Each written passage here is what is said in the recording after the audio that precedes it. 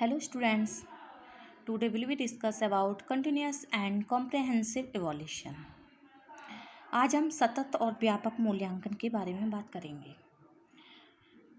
Continuous and comprehensive evaluation refers to a system of school-based evaluation of students that covers all features of students' development. It is a developmental process of assessment that stresses twofold objectives on continuousness in evaluation and assessment of broad-based learning and behavioral outcomes on the other.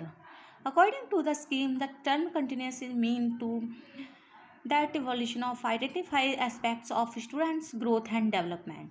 It is a continuous process rather than an accident built into the total teaching learning process and spread over the whole duration of the academic session.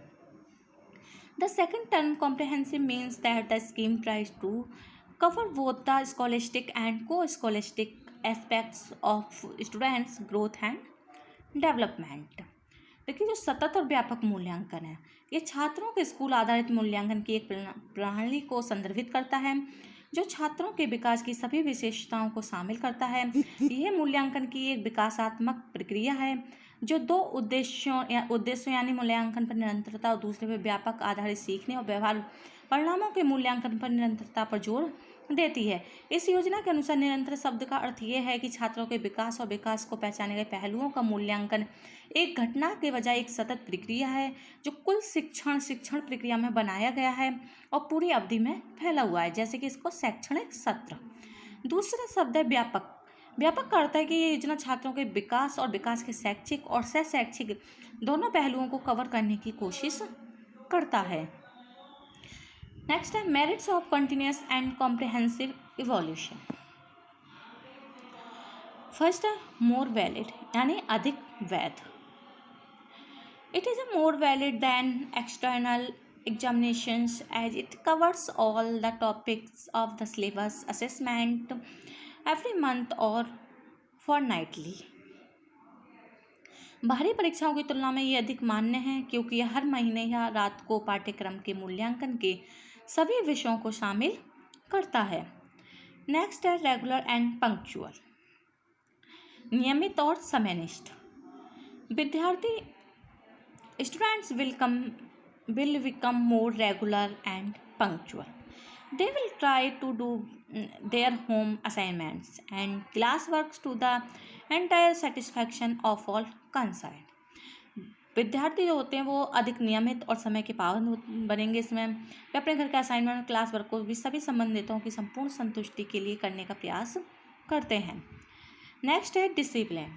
The problem of discipline will remain subsided, यानी इसमें क्या होता है, अनुशासन की समस्या बनी रहती है। नेक्स्ट है मोर रिलायबल, यानी अधिक विश्वसनीय। It is more reliable than external examinations as it covers all the topics of the syllabus. ये जो है ये बाहरी परीक्षाओं की तुलना में अधिक विश्वसनीय होता है क्योंकि ये पाठ्यक्रम के सभी विषयों को शामिल करता है। नेक्स्ट है motivational value. It motivates that the pupils to work regularly and thoroughly. They work throughout the year and don't waste time. ये विद्यार्थियों को नियमित और अच्छी तरह से काम करने के लिए प्रेरित करता है। वो साल भर काम करते हैं और अपना समय भी बर्बाद नहीं करते। नेक्स्ट है डायग्नोस्टिक वैल्यू, यानी नैदानिक मूल्य। It enables our students pupils difficulties in learning, provides opportunities of find out needs, interest, abilities and aptitude of an individual and show him the way for the development. ये क्या करता है, विद्यार्थियों की कठिनाइयों का निदान करता है। ये किसी व्यक्ति की ज़रूरतों, रुचियों, क्षमताओं और योग्यताओं का पता लगाने का अवसर प्रदान करता है और उन्हें विकास का रास्ता भी दिखाता है। Next demerits of CCE। First है time consuming. Continuous comprehensive evolution is time consuming, यानी ये कैसी है, निरंतर व्यापक मूल्यांकन समय लेता है, ये इसका अवगुण है। नेक्स्ट है heavy workload of teachers. The short term evaluation increase that workload of teachers. Moreover, it demands training, efficiency, and resourcefulness on the part of teachers. ये क्या होता है, शिक्षकों पर भारी कार्यभार पड़ता है। अल्प अवधि मूल्यांकन से शिक्षकों का कार्यभार बढ़ जाता है।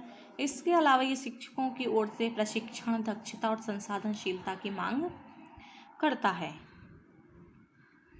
नेक्स्ट है इनकम्प्लीट विदाउट एक्सटर्नल एग्जामिनेशन।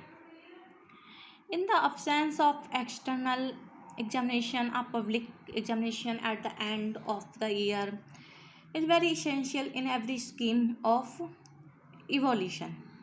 यानी ये बाहरी परीक्षा के बिना बिल्कुल अपूर्ण है। बाहरी परीक्षा के अभाव में वर्ष के अंत में एक सार्वजनिक परीक्षा मूल्यांकन की प्रत्येक योजना में ये आवश्यक होता है। नेक्स्ट है increase in number and intensity, यानी संख्या और तीव्रता में वृद्धि।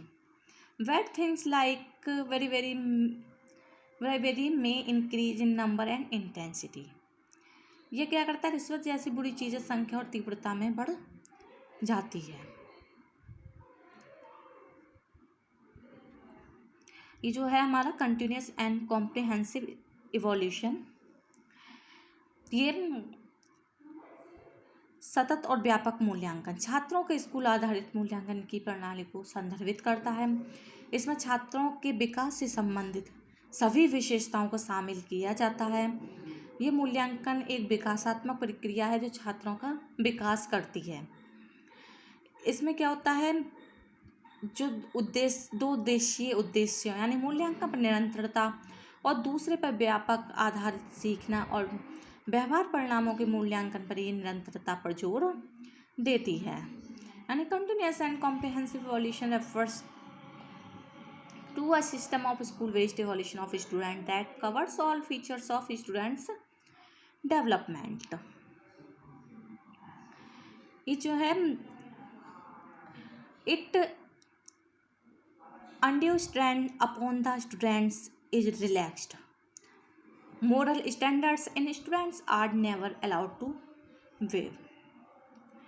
It serves as a base for avoiding scholarship and giving fee concessions. Undue strain upon the students is relaxed. Moral standards in students are never allowed to waive. It serves as a base for avoiding scholarship and giving fee concessions. It aims at finding out what the child knows, what he can do, and what intelligence he has got, rather than at finding out what he does not know, what he cannot do, and what intelligence he has got.